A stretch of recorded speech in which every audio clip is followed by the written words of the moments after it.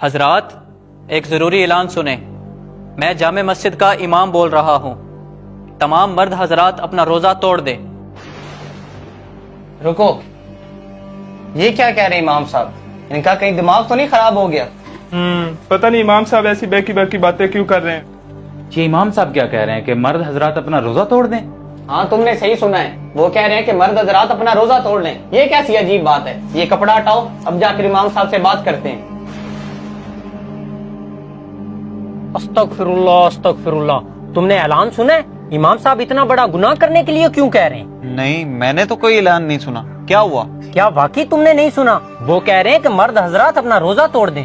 نہیں، تمہیں کوئی غلط فہمی ہوئی ہوگی، امام صاحب ایسا کیسے کہہ سکتے ہیں؟ ارے میں نے اپنے گناہگار کانوں سے سنا ہے، تم ایک دفعہ میرے ساتھ مسجد میں چلو، جا کر امام صاحب سے بات کرتے ہیں۔ مجھے لگتا ہے امام صاحب پاگل ہو گئے جو ہمیں روزہ توڑنے کے لیے کہہ رہے ہیں۔ امام صاحب کدھر ہیں آپ؟ یہ کیا اعلان کیا ہے آپ نے؟ باہر آئیں امام صاحب۔ دروازہ بند ہے، مجھے تو لگتا ہے امام صاحب یہاں سے بھاگ گئے ہیں۔ یہاں سے تو وہ بھاگ گئے ہیں، لیکن اپنے گھر سے نہیں بھاگ سکتے۔ میں تو کہتا ہوں ان کے گھر چلتے ہیں، اس سے پہلے کہیں وہ وہاں سے نہ فرار ہو جائے۔ رخسانہ، عصر کا وقت ہونے والا ہے، جلدی سے مجھے بتاؤ افطاری کا کیا کیا سامان لے کر آنا ہے؟ یہ آپ نے کیا اعلان کیا؟ آپ کو پتا بھی ہے اس وجہ سے لوگوں میں کتنا انتشار پھیل سکتا ہے؟ کچھ نہیں ہوتا رخسانہ، تم ابھی حقیقت سے واقف نہیں ہو، آگے آگے دیکھو ہوتا ہے کیا۔ ہونا کیا ہے؟ لوگ ہمارے گھر تک پہنچ جائیں گے اور ہمیں نقصان پہنچائیں گے۔ کوئی بھی ہمیں نقصان نہیں پہنچائے گا، تم اللہ پر بھروسہ رکھو۔ تم مجھے بس یہ بتاؤ کہ افطاری کے لیے کیا سامان لے کر آنا ہے؟ میں آپ کو کہیں نہیں جانے دے رہی، باہر آپ کو خطرہ ہو سکتا ہے۔ کچھ نہیں ہوتا، میں خود جا کر افطاری لے آتا ہوں۔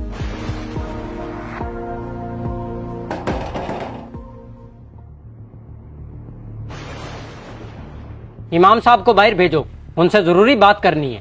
وہ کسی ضروری کام کے لیے باہر گئے ہیں۔ یا یہ لڑکا جھوٹ بول رہا ہے یا امام صاحب یہاں سے بھی بھاگ گئے ہیں۔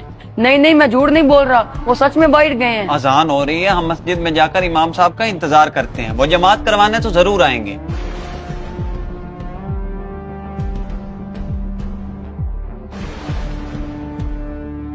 وہ دیکھو امام صاحب آ گئے ہیں۔ امام صاحب آپ کی اتنی جرت کہ آپ نے ہمیں اتنا بڑا گناہ کرنے کے لیے بولا ہے؟ رکو بلال، امام صاحب سے پوچھنے تو دو، آخر انہوں نے یہ اعلان کیا کیوں ہے؟ آپ سب لوگ یہاں؟ میں نے آپ سب کو پہلے تو کبھی نہیں دیکھا۔ بات گھمانے کی ضرورت نہیں، ہم اسی محلے میں رہتے ہیں، جتنا پوچھا گیا اتنا بتاؤ۔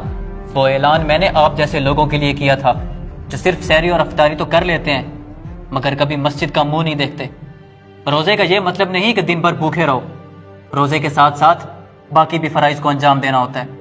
اور رہی بات اعلان کی، آپ کی توجہ حاصل کرنے کے لیے اور آپ کو مسجد بلانے کے لیے میرے پاس اس کے علاوہ اور کوئی حل نہیں تھا۔